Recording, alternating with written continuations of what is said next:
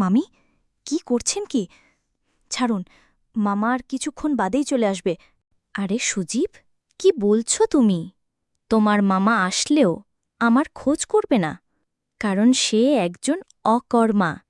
সে কখনোই আমাকে তৃপ্তি দিতে পারেনি, যা তুমি এখন আমাকে দিচ্ছ।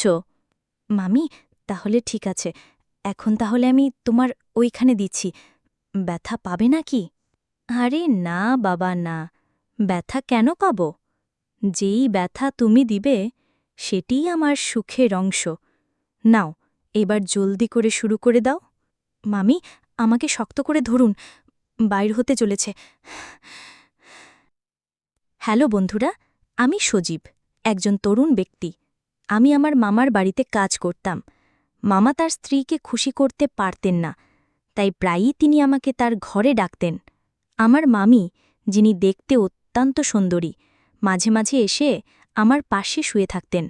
প্রথমে আমি বুঝতাম না কেন এমনটা হচ্ছে, কিন্তু সময়ের সঙ্গে সঙ্গে বিষয়টি পরিষ্কার হয়ে উঠতে লাগল। মামি বয়সে আমার থেকে অনেক বড় ছিলেন। আমাদের মধ্যে খুব বেশি কথা হতো না। তিনি তার নিজের কাজে ব্যস্ত থাকতেন এবং মামার সঙ্গেও তেমন কথা বলতেন না। এক রাতে মামি আমাকে তার রুমে ডেকে বললেন, সজীব, আজ আমার শরীর ভালো লাগছে না, তুমি আমার পাশে শুয়ে থাকো। আমি তার কথা মতো তার রুমে গেলাম এবং শুয়ে পড়লাম। তিনি লাইট বন্ধ করে দিলেন। তখন আমি বুঝতে পারলাম, তাকে এতটা কাছাকাছি পেয়ে আমি নিজের আবেগ নিয়ন্ত্রণ করতে পারছি না। তখন আমি চাকরির খোঁজে ছিলাম, কিন্তু কোথাও কাজ পাচ্ছিলাম না। একদিন আমার বন্ধু রাকেশ বলল, তার মামা শহরে থাকেন এবং তিনি আমাকে চাকরি দিতে পারবেন। আমি খুব বেশি শিক্ষিত ছিলাম না, চতুর্থ শ্রেণী পর্যন্ত পড়াশোনা করেছি। এর ফলে ভালো চাকরি পাওয়া আমার জন্য কঠিন ছিল। আমি গ্রামে ছোটখাট কাজ করে কোনো মতে দিন কাটাতাম। রাকেশ আমাকে একটি মামার একটি ঠিকানা দিল।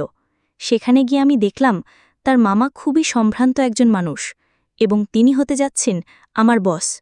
তাকে আমি মামা বলেই ডাকতাম।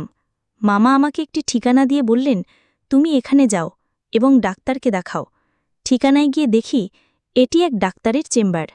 ডাক্তার আমাকে কিছু শারীরিক পরীক্ষা করলেন এবং রিপোর্ট দিলেন। আমি রিপোর্ট নিয়ে মামার কাছে ফিরলাম। মামা রিপোর্ট দেখে হাসি দিয়ে বললেন, তোমার চাকরি পাকা হয়ে গেছে। এত সহজে চাকরি পেয়ে আমি অবাক হয়ে গেলাম। তখনও ভাবতে পারছিলাম না কিভাবে এত সহজে আমার এই সুযোগটি মিলল। চাকরিতে যোগদানের পর থেকেই আমি প্রায় মামিকে লক্ষ্য করতাম।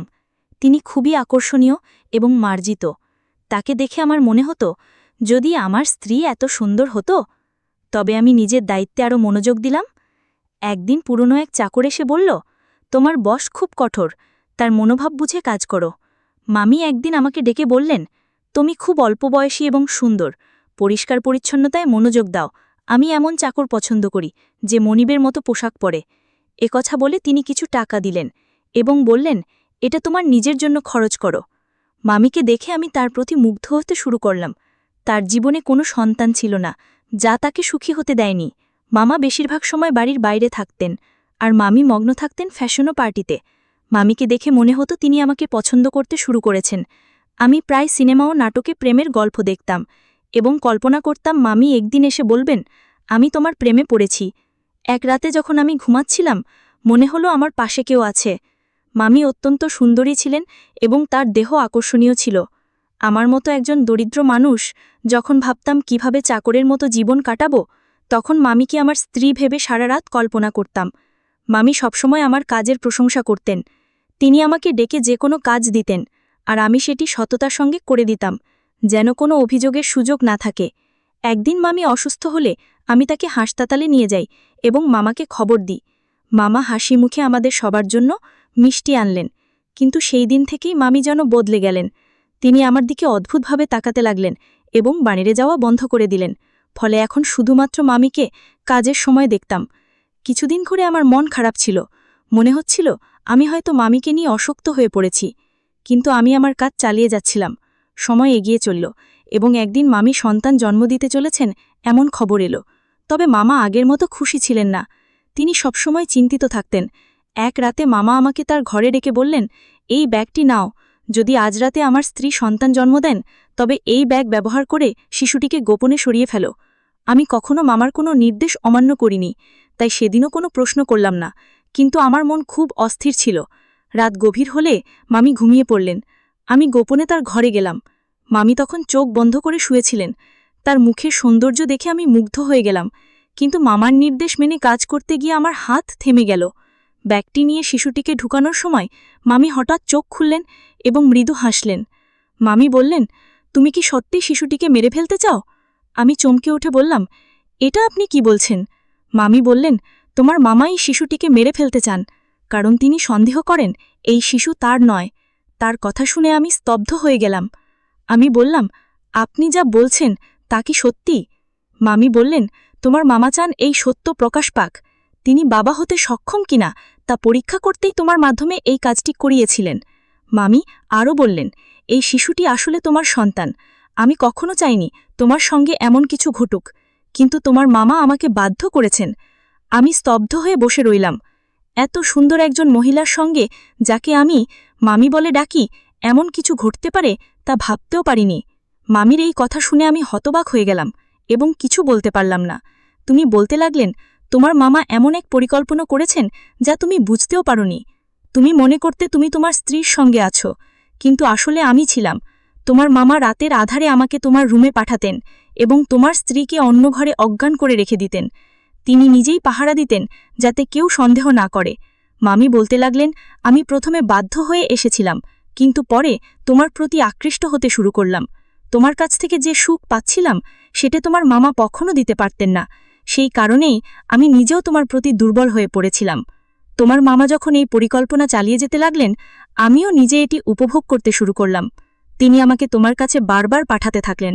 তিনি আরও বললেন, আমি গর্ভবতী হলাম, আর তোমার মামা আমাকে ভোরের অন্ধকারে ঘরে ফিরিয়ে আনতেন, যাতে কেউ কিছু বুঝতে না পারে।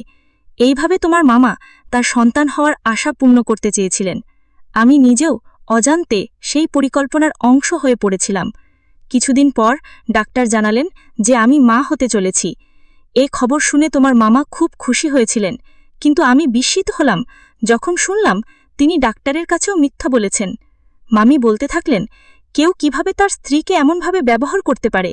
তোমার মামা আমাকে ও তোমাকে তাদের খেলার পুতুল বানিয়ে ফেলেছিল। আমি চুপচাপ শুনছিলাম এবং ভাবছিলাম, কিভাবে এমন ঘটনা সম্ভব? মামি তখন বললেন, তোমার মামা তার পরিকল্পনায় ব্যর্থ হয়েছিলেন, কারণ যখন তার একটি ছেলে হলো তখন সে খুশি হতে পারেনি। সে উত্তরাধিকার চায়নি, বরং সম্পূর্ণ ব্যবসা ধ্বংস হওয়ার পর তিনি সবকিছু হারিয়েছিলেন। তখনই সে শিশুটিকে ফেলে দেওয়ার পরিকল্পনা করেন। আমি বললাম, আমি এসব জানতাম না।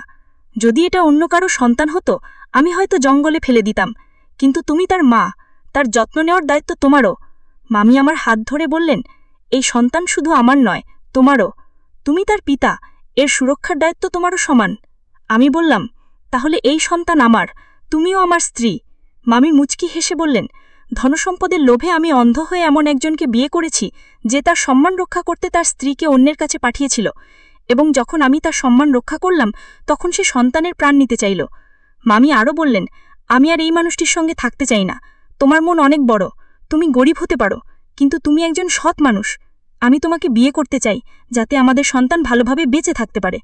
মামি জানালেন, তিনি মামাকে ডিভোর্স দিয়েছেন। আমরা একসঙ্গে থাকতে শুরু করলাম। মামি সেই বাড়িটি আগেই নিজের নামে করেছিলেন। কিছুদিন পর যখন আমার স্ত্রী বিষয়টি জানতে পারলেন, আমি তাকে ছেড়ে যেতে চাইলেন, কিন্তু মামি পুরো ঘটনা ব্যাখ্যা করলে আমি তাকে বুঝিয়ে শান্ত করলাম। অবশেষে আমি আমার দুই স্ত্রীর সঙ্গে সুখে সংসার করতে শুরু করলাম। আমরা সবাই একসঙ্গে থাকি।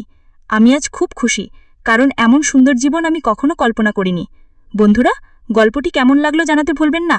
আরও মজার মজার রোমান্টিক গল্প শুনতে চাইলে ভিডিওটি লাইক, শেয়ার এবং চ্যানেলটি সাবস্ক্রাইব করতে ভুলবেন না।